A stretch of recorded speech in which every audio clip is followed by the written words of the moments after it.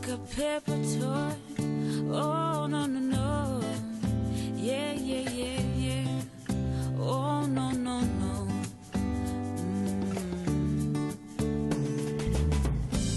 When they smile at you, darling, and wink, it's a lethal force that'll bring you down. Trying to get you tipsy like a drink. Love drunk girls all over town. Oh, no, no, no. Hi, I'm Amanda. And I'm Rumbi. Oh, no, no. Welcome to It's Layered. We're in a long distance friendship that started 20 years ago when we were in high school. We'll be talking about all things life, love, family, anything and everything else under the sun. Delve deeper with us because in life, you know, Gine My layers. layers. Stacked on stacked. It's days being layered. How The are worst you? kind of layers. Uh, I'm good. Yeah. I'm so good, my love. I'm just Yeah. having some tea, some lemon tea. It's getting colder and colder here. Winter is coming. Winter has come. We're still waiting for a real spring to arrive. Today it looks like it might be 24 degrees, so summer. Oh, Yeah, it's the highest temp we've had in a minute. But yeah, I'm drinking coffee. it's 'cause I funny. need- Every degree means like the world. You're like one more Yes. degree. You feel it. You Yes. literally feel it in your And the bones. sunshine is clutch. Comes in clutch. That's all I'm saying. Do you have major plans for summer? Hot girl summer? Hot girl summer. Well, once I get fully vaccinated, I do have some plans locally and internationally. Hoping to see some family. That is the prayer. But Yes. nothing, also with COVID, things just change. You don't know. And these strains that are just popping out everywhere. Yeah, It's like, no, can you it's stop? Yeah. And it's so funny that you talk about COVID because I feel like one big thing that came out of COVID with no travel was saving your money. Save them coins. Saving your paper. coins. Yeah, for sure. 100%. I think we even had this conversation before, but yeah, that's totally true. And that's literally what we will be talking about today because, money, finances, things that people don't really talk about also where we come from. Maybe in your culture, but we'll get into that. But let's jump right in. How did you perceive money growing up for you, Amanda? Like when you were younger, in high school, like university, your career, like what was your relationship with money like? You know what? I'm very, and both of us, I suppose, very fortunate that Zim was still in a good space when we were young.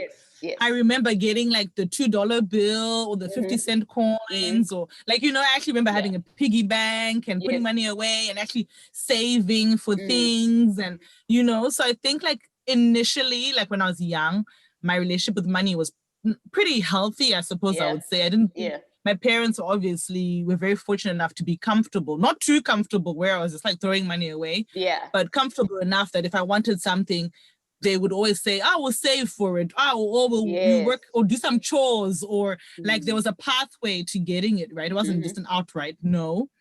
And then in high school, the script done changed. High school was like, Zim was like, cut.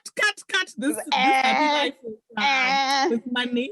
Yeah. Then the Zim dollar just started tanking. Plummeted.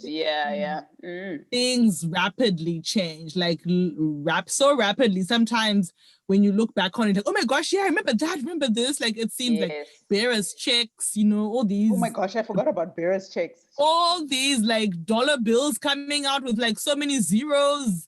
You're learning about trillions. You're like, I never knew. Yeah, and the funny thing is we learned about Germany, right? During the Nazi era, and like how they used to go with wheelbarrows of money. Hey, we laughed too quick because Yes. And I remember growing up, we used to laugh at Zambia, be like, ha, makwacha, because they had like so many zeros. Yes. And then the script done changed. Now we were looking for them kwachas. We wanted them. So, Yeah, don't laugh at people. That's all we're gonna say. We learned the hard way, for sure. For sure. So obviously when uni came along, money was always a hot topic within the household, within whether I was in Zim or when I was in school with uni, because you knew that you had to like really fight for it. You really had to like save up your coins. Everything was how much does it cost? You know, like you had to have a plan. You have to have a. So I think I carried that hustle mentality even in my career, like, you know, pushing for pay rises, talking about, you know, money, trying to talk about money openly with bosses at work, just because it's like a real thing for me. Yeah, so it's very real. Such a pivot for money, like really was. Yeah. And fun. And for you? For us, I think it was like my dad. I remember him doing this exercise with us with water, and he's like, bring a glass of water in your hands, and he poured water in our hands, and he was like, what are you going to do with it? And obviously, you know, water drips. And then he's like, what are you going to do with the water? And, you know, we were like, I don't know. And then he was like, you see, the smart thing is either you drink it or you put it into a dish or find somewhere to put it. So he was talking about like, you know, not being wasteful, saving in an abstract way, I think. So that's like my earliest memory around sort of having the conversation, but we didn't really have a lot of conversation. It was always like, we'll see, you had to kind of ask over a period of time. You had to prepare our parents for things. Or earn it with good grades or something. Good grades, yes. And my parents were, you know, quite understanding. I don't think, you can ask them, they'll probably be like, girl, you were demanding. But I was a bit of a homebody too. So I didn't really always need money for things. I was, you know, so I think that also played to my advantage personally. Yeah. My siblings may have a different story, but yeah, so it was always like, okay, we'll see. You had to ask both of them. And then, you know, you had to take it seriously, like money seriously, even pocket money now when we're in high school. You know, you didn't just get willy-nilly. It was like, this has to last you. And I was very smart about it in terms of tuck shop. I wasn't there all the time. I used to like, you know, and it sounds silly, tuck shop, but like literally I would pace it out, make sure I had my tuck from home, things like that. Like it's a proper treat, not just willy-nilly. Yeah. So I've always been a bit like that. That's always been my persona, sometimes to my detriment. And then at university, same thing. So my parents would pay my school fees, and a portion was for living expenses and books and things. So I had to kind of budget that. You could go withdraw from the school, but you had to kind of budget that. Then I got my jobs when I was at university for extra earning and saving up to, like, if we wanted to take a trip with friends, like then you save up towards that. So always, and also then obviously things changed. Hatina Mariacho became more frequent because of the situation. Like sort it out yourself. Sort it out yourself. So you had go without. Yeah. And then with my career too, I've generally always been really like thought many times before just buying things. I'm more of an experiences person. That's the thing I will rather spend money on, is an experience than just accumulating things. That's always been who I am. But yeah, definitely. How was when you were in South Africa, you mentioned working. Yes. How was the climate there? Like I found for me, for example, when I came to Australia, I had to get a job as soon as I landed. I think within 2 weeks I was working. And obviously I had to lie in my resume. My first resume was like, I've worked here, I've worked there, because I was like, that's no experience. Waitressing or cleaning or whatever it was. But I noticed that the Australian kids had been working since they were like 13, 14, you know. They had done like the McDonald's, they had done the Kmart's, Walmart's kind of background. So it was a lot of playing catch up because yes, we could speak well. Yes, we were assimilating well into the culture. But in Zimbabwe, typically, and tying back to the classism episode, you don't really work when you're a teenager. Yeah. You know? So how is that for you in South Africa? Like, is that similar? It's similar to Zim because unemployment is also a thing, right? It's high. So there, you know, family people who need jobs to take care of their kids who are doing those jobs that like you would say Kmart's, but like Pick and Pay, Checkers, McDonald's. So it wasn't as frequent. However, though, at university, I think McDonald's would start hiring my sister. Her friends, I think, worked, if I'm not mistaken, at like the McDonald's, where I was in a small town, university town. So restaurants, especially when seasons were picking up, especially around graduation, they would employ more students to work there for festival. Like I worked during, we had the Grahamstown Arts Festival. I worked during that time. So it was seasonal. When the town the needed stuff more to help. do in the town. Yeah. But do you reckon Czech Republic is similar to Australia? Like teenagers work pretty early? Because I feel like we're so behind. Yeah, like no, we're 100% these kids behind. be talking about, and I'm like, I don't know, I have to open my bank account quickly. Honestly, like some of my students, you know, when I was teaching at a language school, they were teenagers and they're like, oh, I need to find a summer job. I need to find I'm looking for, or I'm working here over the summer, and like, or I'm working not even just summer, like at KFC or McDonald's or whatever. My mom said I need a job, or I want to get a job. It's so normal. I do remember when we're young, my parents opened a bank account for us at POSB. I think they had like a kids thing, and you could have a business card and a checkbook, because obviously checks. But like, all those things fall apart when things fall apart. But for sure. In one word, how would you describe your relationship with money, though? Having said all of that, I think it is evolving, because I think I've always come from the mentality of lack. So don't be frivolous with money. Does that make sense? So having to understand that it's okay to do things for myself. I'm happy to do for others, but for myself, you know what I mean? So it's like an evolving relationship. I'm trying to teach myself a healthier understanding of that. So it's definitely evolving from like, just save, or you just got to be smart about it. Like, I don't know how to explain it. Yes, I get it. Be like, it's okay, girl, you can eat. Oh, I mean, obviously, but like, it's okay, girl. Like, you can put yourself first sometimes. Yeah, for sure. So and for you, what would that be? I would probably say a mix of that and progression. Like, I feel like every decade of my life, my relationship with money has become better as I've also gained more knowledge.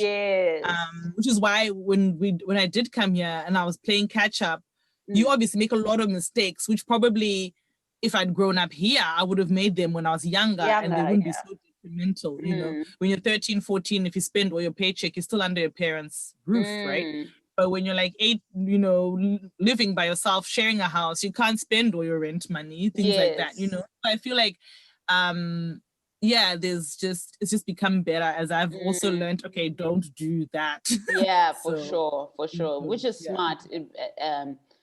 And you have to, right? It's like you're supposed to learn. And we, like you said, playing catch up. And how would you, it brings me to the next question, which is, how is your family or friends, how are they with money? Because we now have these two or differing perspectives from where we're from to like where we are. And like, so how is your family with money, your friends?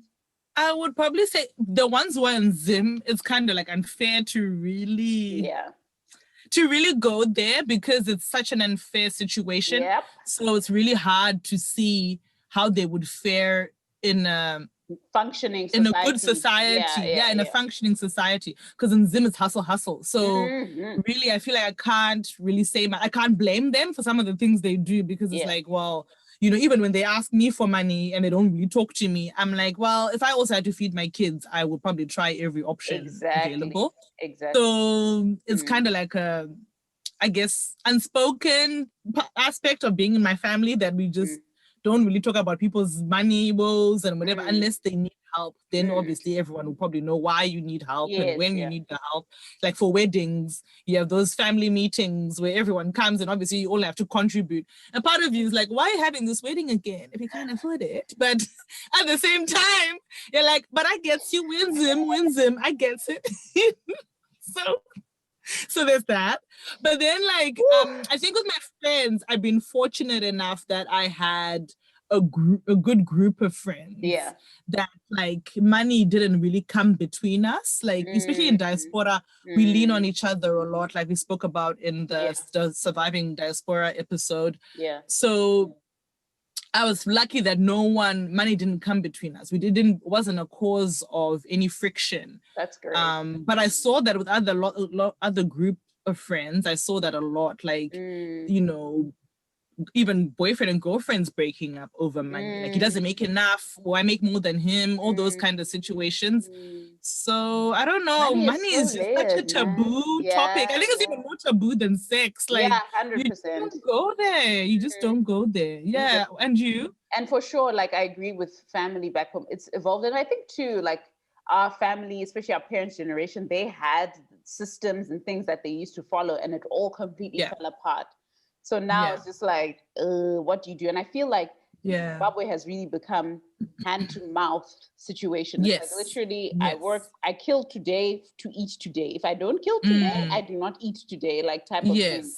So it's really difficult to plan. So as you say, it's layered to do.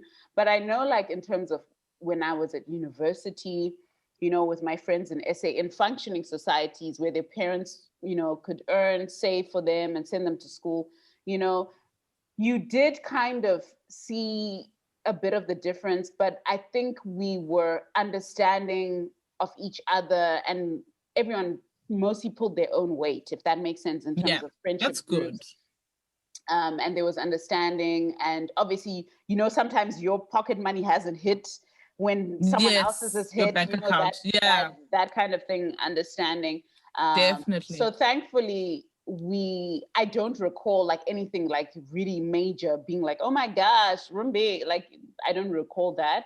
And I think, you know, what I'm grateful for my friends is they've always understood that I think life is cyclical. Like when someone is winning or successful in a material sense, it changes, right? Like we all go through phases and all that. So my friends have generally, at least the friends I keep close, have always been accepting and understanding of that, which I appreciated about that. So it's so funny though how things can change. Like I do remember when I was young, and I would go to my mom's office because she was a financial manager at it was called AFC back in those days. I think now it's Agribank. Yes. And like these white farmers with the little short shorts and their farmer shoes would come in with briefcases full of cash, you know. Like it was just like a thriving community, you know what I mean? Like I just felt like, whoa, I can't wait to grow up and be a corporate woman and like talking money, and it was just such a special like memories that I would have of being in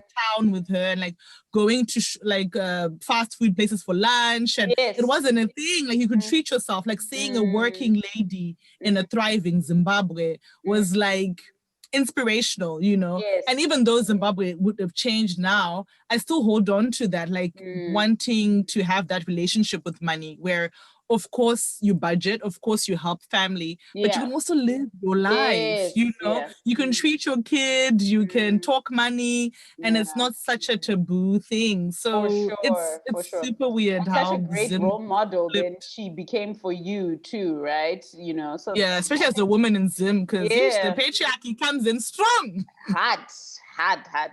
But speaking of money and like, you know, supporting others, have you ever borrowed or been owed or lent or gifted money to friends and family, and thoughts around that? Because they say money can make or break. They say friends and money don't mix, and family too. I think it's the same with what you just said. Like when in uni, when someone's money hit before yours, pocket money. I mean, I didn't really get pocket money for that long when I came to Australia. It was pretty much like sink or swim. So as soon as you got here, you had to get a job, and then that was your pocket money. Then the school fees could be like sorted by parents if they could, kind of thing. But then also it was awkward for us because 2008 happened where Zim also flipped on an extra Zim level. was next level. And that's before they'd introduced foreign currency. So things were tough. So like obviously that year, I would say we all borrowed from each other at some point. We all owed each other. We all worked probably a bit harder than so it built strong friendships for sure. There's like a saying, if you see someone broke and you still fucks with them, then that's your friend. That's really your ride or die. So I have with friends, I have definitely, and so far I've been unscathed from it. Like someone borrows money, they return it, and there hasn't been any sort of drama personally. But I've definitely seen other friends borrowing from other friends, and then it's like, oh, she's going out and she owes me money. When they're on, she's going shopping, and they're like, hey, money. Yeah, exactly. That's some sort of feeling there. There's no layers there. And obviously with family, the world remits, the remittances. It's just standard. It's like you get to that point where, as you were saying, atina mari, then it becomes, do you? Do you have money? Can you do this? Can you do that? And then you start to realize you change from being a child in the home to a provider in the home. For sure. Yeah, I think for me, I've not had any horror stories in terms of borrowing or lending, knock on wood. But I really do believe in the notion of if you give someone money, just assume you've given it as a gift. And I mean, obviously there's different, if it's an investment in a business, that's a different story now. But I'm saying like in terms of that, because it gets complicated, as you said, and it gets tough to be like, oh, so where my money at when you're out here partying? I see you on the gram. I see you wearing those new outfits. Exactly. So it's I've personally not been very scathed, but in terms of my thoughts around the whole notion of borrowing and lending, I think that's community and that's relationship, and that's that's what it means to have friends or family, to be there when we are in need. Now, the problem is there are different definitions of I am in need, or do you get what I mean? Like it's like what is like what's needs and wants? What is a want? Yeah. So that's where things get blurry. But I think ultimately, you look at the world, and I've had this conversation before, you look at the world from a global perspective and how the haves really have a lot, and there's so many have-nots, and there's enough to go around, but there's a disproportionate distribution because of this thing of mine, and it's almost like lack of communal thing. And I'm talking in a very simplified form. Obviously, there's mechanisms and things in place that we won't go into, but I think just to see that on a large scale, how it creates poverty versus extreme wealth is like this lack of humanity sometimes that we get as a result. So I think that's why we are people, that's why we have relationships, because when I need a hand up, you'll give me, and when you need a hand up next time, I can give you a hand. You can lean on them. Yeah. But do you not think that the gifting mentality is also enabling? True, but I'm saying for your own personal survival. Rumbi's like, don't call me out at cheer. Yeah, no, I'm saying more so like, so you don't get bitter, because it gets, I do also agree with give a man a fish, he'll eat for a day. Teach a man to fish, he'll eat for life, whatever. I do believe in that. I'm saying from a personal level, when you release the moolah, just release it, even though you're like, I'm lending it to you.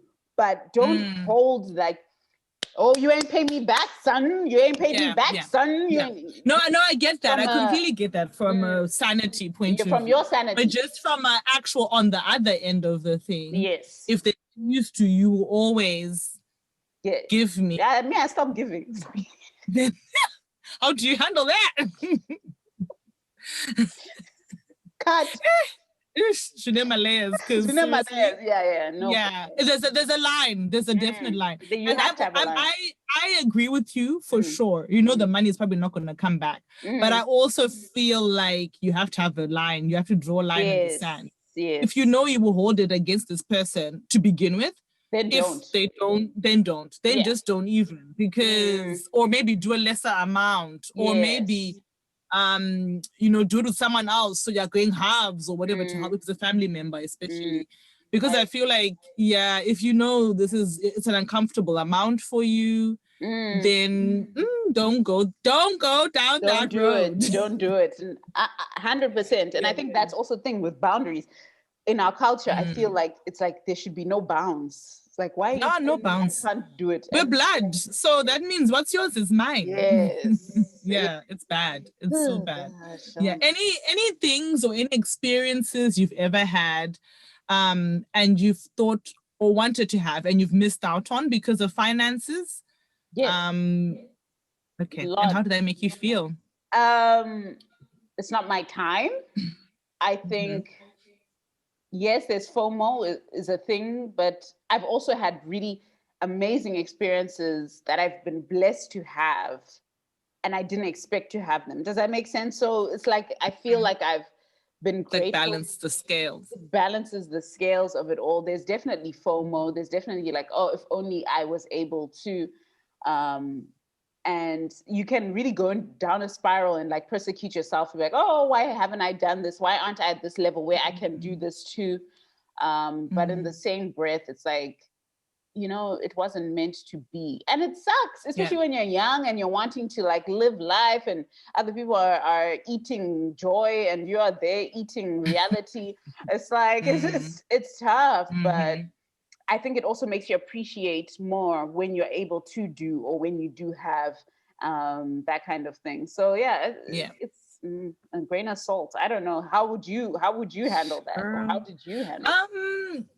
I think for me, like, there's obviously been lots, like, just like travel or some, I guess, things that I can shelve. But the one big thing will probably be not continuing on with my schooling. So I only did an undergraduate, and then as soon as the 3 years were up, it was like, look, get a job, get a job. So it was like, you got to the point where my dad obviously pushed hard enough to just get me over that line. Yes. But then after that, it was like, okay, well then truly, like, I'm done, So I always felt like, it would have been nice to do a master's or like, I feel like there was like a bit of untapped potential there because I was enjoying what I was doing and I was doing really well.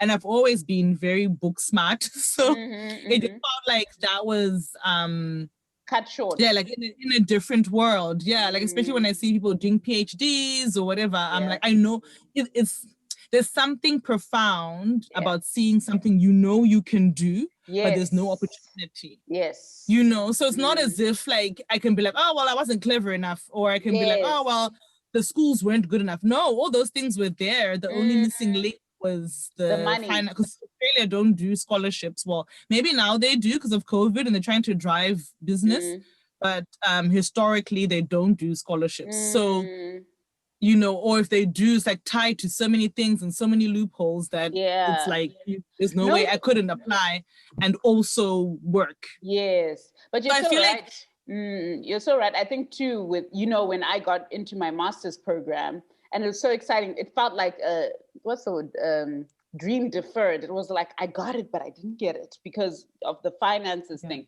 And I think there will always be that. What if? There will always be that.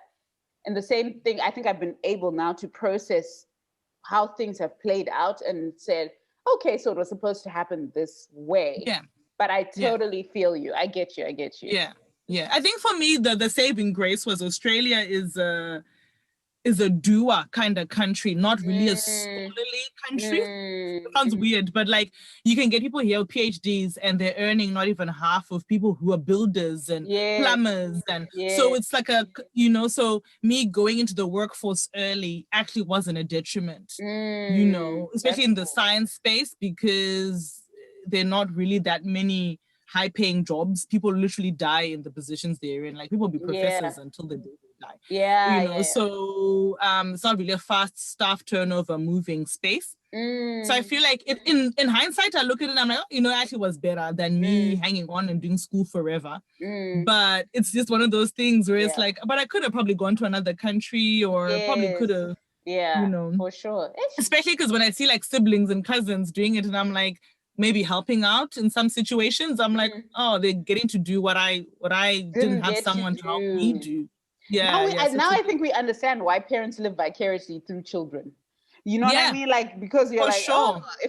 oh, if I had done it, type of thing. Yeah. Do you discuss money lots with your family or your friends?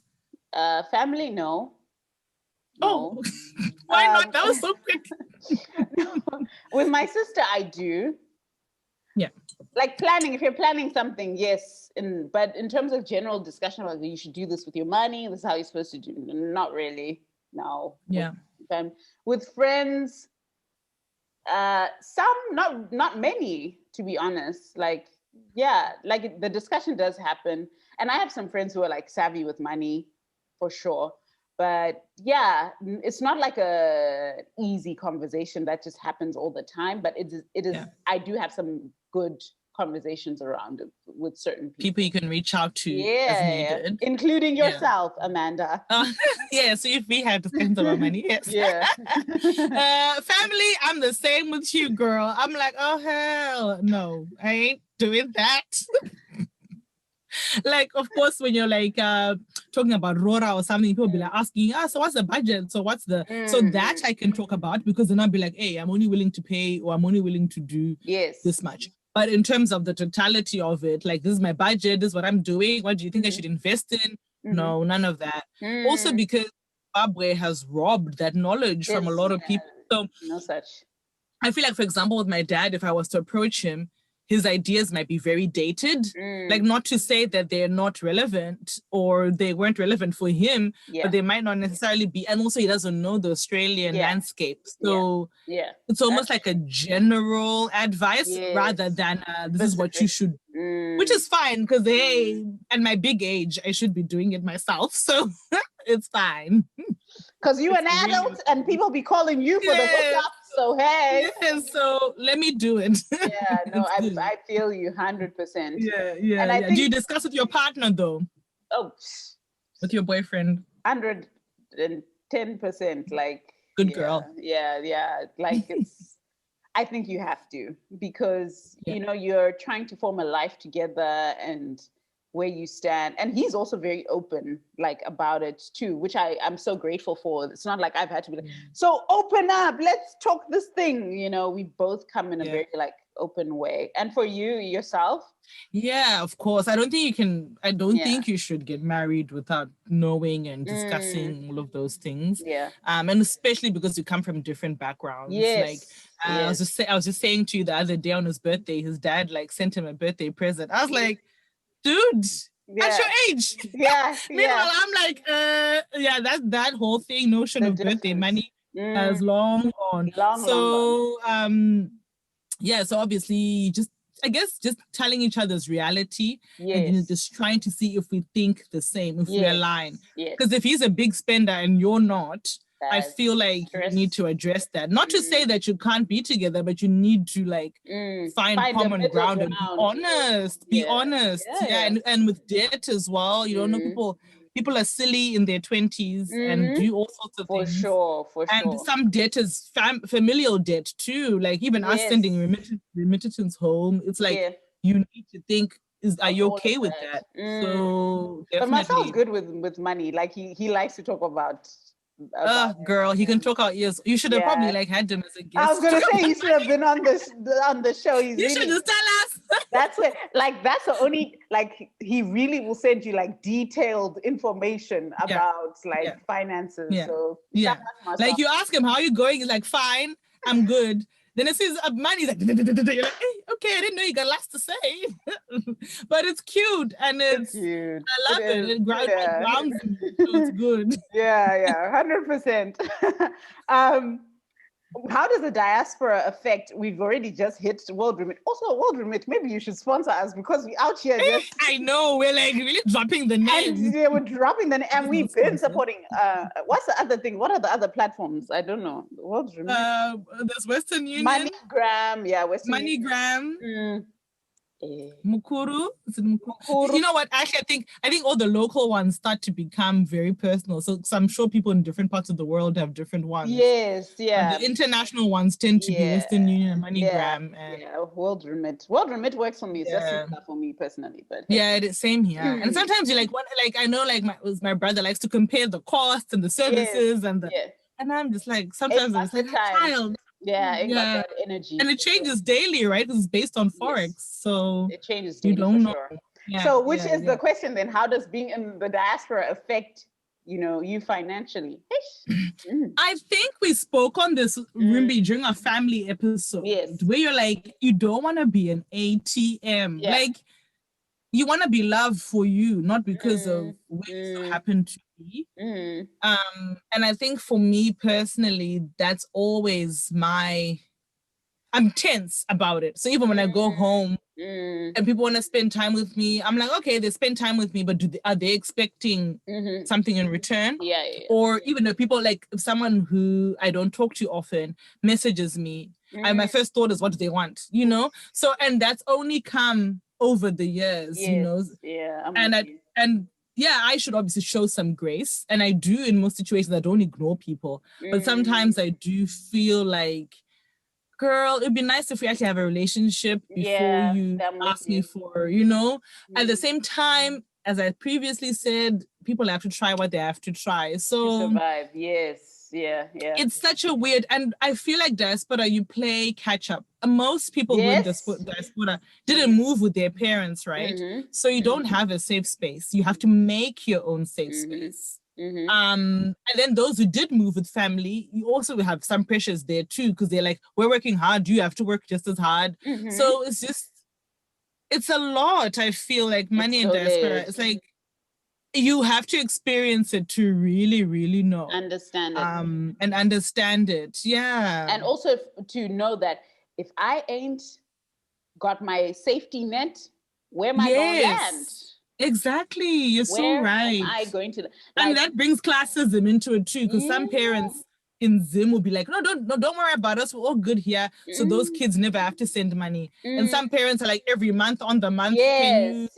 So, so layered. And I will say, I'm fortunate. Like my parents, I mean, there isn't that pressure, and I'm grateful for that. But there's also like you want to do things for them, if that makes sense, because things are not easy. I'm grateful for that.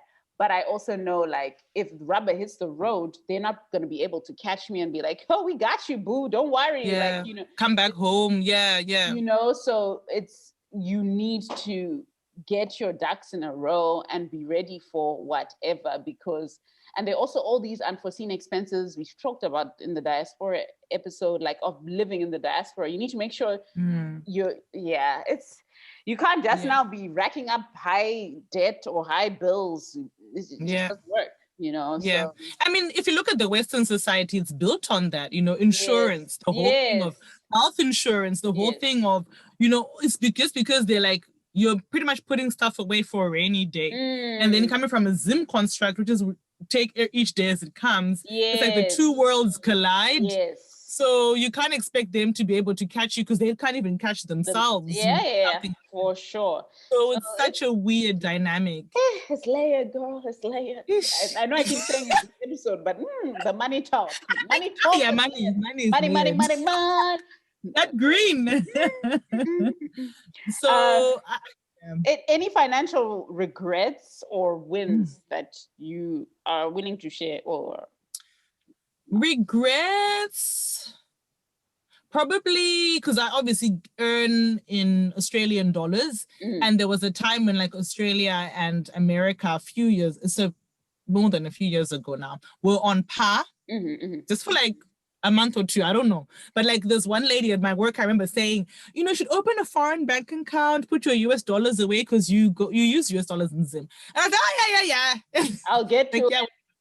But like, I think about that all the time. Like, that's so stupid because every time I have to go to Zim, I'm complaining about the rates. And I'm like, so I could have actually had like that avenue where I do that and invest in Forex essentially, because I do and I will have to use for, and even if not for going to Zim, even just for traveling, because every time converting and all that stuff, you're like, it'd be good if I used a currency that's probably more worldwide rather than Asia Pacific, because Australia, you can change Australian dollars if you're traveling within Asia, no worries. But once I get to other countries, they're like Aussie dollar, what? Yeah. So that's probably my like regret. Wins, girl. I'm still here, anti. That's my win. All I do is win, no matter what. Got money in my mind. Girl, I'm just happy I'm alive and breathing in this country. This country is so lonely if you don't make money. Like, it's so quick to there's no mercy. There's no mercy. And COVID showed that because a lot of students, as we talked about in the diaspora episode, you got 20 hours a week to work. When all the restaurants closed and gyms and everything, people were suffering. People couldn't even feed themselves because they were like, they had banked on coming here as a student and working. And making, the reality had never been come here and you can just not work. And I remember like our prime minister, he was asked like, what about the foreign students? What about when they're handing out all these handouts for citizens of Australia?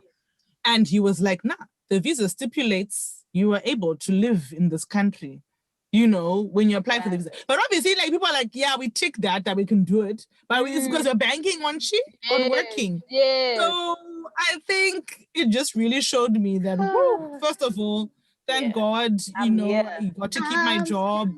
I'm not in financial strife after a whole pandemic. So that I'm standing. That's my win. Yeah, for sure. Yeah, I feel you. What about you?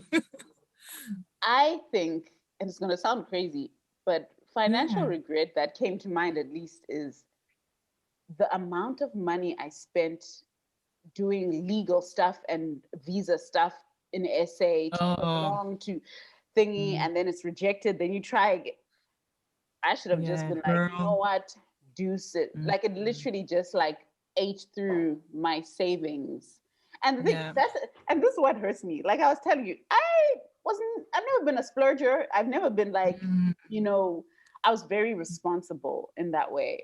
But my goodness, if I tell you, like, it's one of those things where you're like, you know what? I didn't even know I was fighting it. I should have, but at the same time, it's like, you always want to make sure you give your all to something. So and people give you advice as well. They'll be like, try again. Mine didn't work the first time too, So it's hard. And visa process, girl, I completely and then when your visa, like your lawyer is just like, it's right. Like when literally the lawyer's just like, well, I don't think there's any more to do. I remember just me like, so when they get to this point, it's a wrap type of thing. But wins, I think we spoke last episode about, moving to the diaspora and starting again from the bottom. And I'm still here, like literally that I've been able to sustain, also because people invested or supported me to get here. I could have come, screwed it all up, been like, oh guys, by the way, it didn't work out, or do you get what I mean? But the fact that I'm still here, I'm able to survive and still, that for me is like, okay. That's a and I think that's the thing with finances. People think that you have to be big balling, but sometimes just having a roof over your head, your savings in the bank for a rainy day, and living your life and not depending on anyone else is good enough. Like the balling will come with time, with whatever you want. It will come if that's what you're after and that's what you want to go for. But that basic, I'm living a good life is good enough. It really, really is. For sure. Really, and then eventually we can Issa Rae and do yacht. She called what yacht-ish? Like she was talking about doing yacht-ish. Well, girl, we already did in Thailand. Let's not forget. Oh yes. The people know. Pepper them, Rumi. Pepper them. We already did it. Like, what did you drink today? What's in that tea, Amanda? Let's talk about that. But for real. But you know what I mean. Yes. We're still gonna do the yacht life. Don't worry. Yeah, don't worry. Don't worry. We'll come for it. But we're just saying we're here right now and we happy. And what's the best advice you've ever got regarding money? And worst? I think the best advice was saving for a rainy day. And people have different percentages that they try and say you should do. But when you to aggressively do it, especially when you're starting out again, like sacrifice certain things to get to that. And that has been the best advice I got, because it just gives you a peace of mind that when you reach your goals, then you're able to now, save for other things, or save in a way that, you can look in investing, or do you get what I mean? So for me, buying a house, whatever you want to do. Yeah. Some of the best advice I've heard about that. And also, like, as you make more money, still live at the level you will live. Like, don't, be careful to overextend your lifestyle. Yes. From what it you get a 5% pay rise and you live a 20% more life. Yeah. I get you. And you? And for you? I think for me, apart from what you spoke about, sacrifice is definitely big. You can't just think it's easy. So if you're going to go for real aggressive saving, or saving over a period of time, you have to say no to things. Yes. I think brutal honesty within yourself, whether you look at your spending, whether you look at where you put your money, if you love drinking, for example, or going out with friends, or, whatever it is, whatever your vices, I suppose I could say, are really being honest about, how much they cost you, and how you can do it cheaper or savvier. Being savvy, I think sometimes we're told to just be balling, but it's no, being savvy is also a form of balling, being clever with it, It's okay. It's not, you're not being a miser, you're not being stingy, you're just being clever. And I think for me, it's really also it's in the small things. So for example, there's a nice cafeteria at my work, beautiful, gorgeous food, amazing. And I could go there easily every day. And I see some people going there easily every day for their lunch. But then for me, I'll pack my little lunch every day, and I'll have my little lunch bag. So I feel like for me, it's in the small little things. Because if I'm trying to save, I can't then also be treating myself, quote unquote, every day. Really defining and being honest about what a treat is. A treat isn't daily. And that's not to say you don't love yourself, but it's to say you have a long-term goal. So I think, it's in the small things. For sure. That packed lunch is clutch. I'll tell you that. I will tell you healthy. That. Most times it's healthy. Yeah, but it's clutch. And any tips? I suppose we've already kind of given tips. Yeah, I reckon. Take your lunch to work. Take your lunch to work. I'm telling you. And also, high-low when you're buying. And I guess we'll have a fashion episode. But when you're, with clothes, you don't have to wear label head to toe. That's all I'll say. No. There's ways to do it. I'm a big DIY proponent. I know a lot of people look at me like, girl, you do too much. But DIYing things, whether it's I DIY my nails, even just different things, because for me, it gives me joy. If it doesn't give you joy, then say have your okay, this is my thing I do for myself. Absolutely, you're allowed to. But finding ways around doing things the expensive way all the time, the money forking out all the time. And that goes with research, because I feel like a lot of people don't do the work, they don't do the research. So if there's a sale going on, if there's keeping your ear to the ground on things if you want to buy something, you don't have to just go straight out the gate and buy it. You can take your time and really make sure you're making the right decision. But having said that, there'll always be something cheaper out there, so at some point you will have to make but I feel like sometimes people don't research enough as they should. No, they don't. But how did you feel when you reached your financial goal?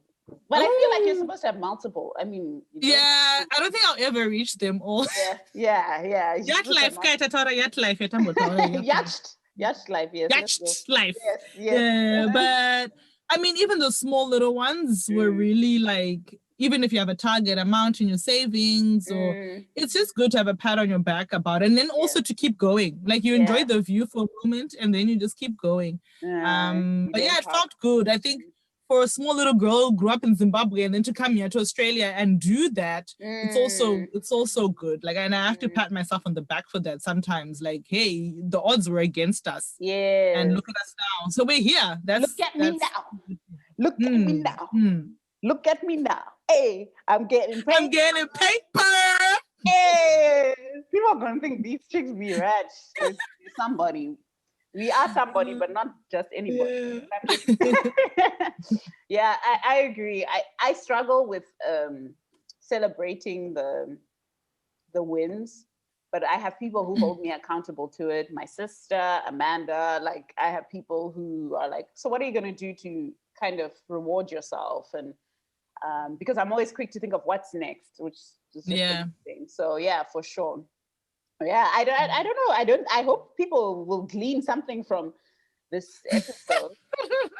I mean, I think money is just it's a shame that it's such a closeted topic. Yeah, that's because really a lot of people don't know what they're doing, and you learn along the way. And sometimes you can make mistakes that you can't take back. Yes. And for some you can.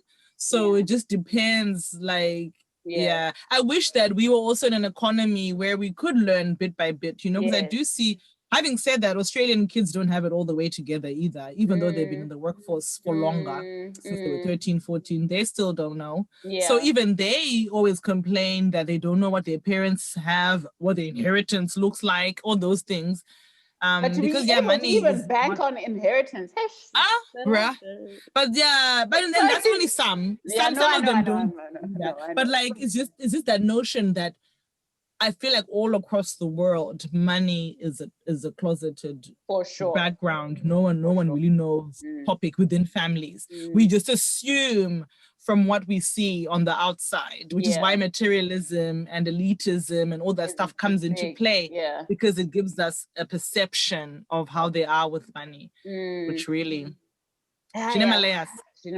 But no, thank you so much. And before we wrap it up, who are we shouting out today for our Zim shout out? Today, we're doing another old girl from high school. So her name is Electa Vambe. I think her and her sister Adelaide were like our seniors in high school. She has a YouTube online platform where she's teaching kids from the age of 3 how to speak Shona. Sometimes she sings along to songs. Sometimes she just, does a plain lesson.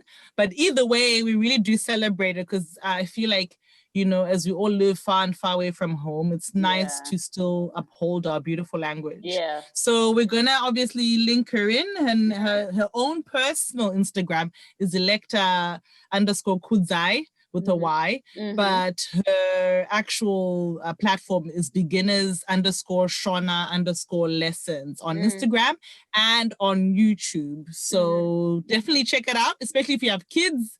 Or especially if you need to polish up your Shona, it's good too.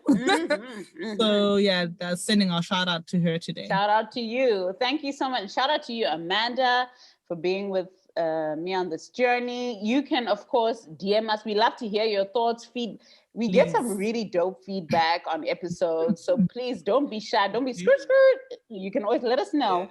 We're on Instagram. It's Layered, where you can email us. It's layeredpod@gmail.com. Send us any feedback you have, thoughts, suggestions. We're here for it. And how to make more money, please. If anyone has a secret, I'm always here. Passive income is welcome. Bring it through. On that note, thank you everybody for listening to this finance episode. Take care of yourselves, and we'll see you next time. Bye. Bye, guys. Be careful.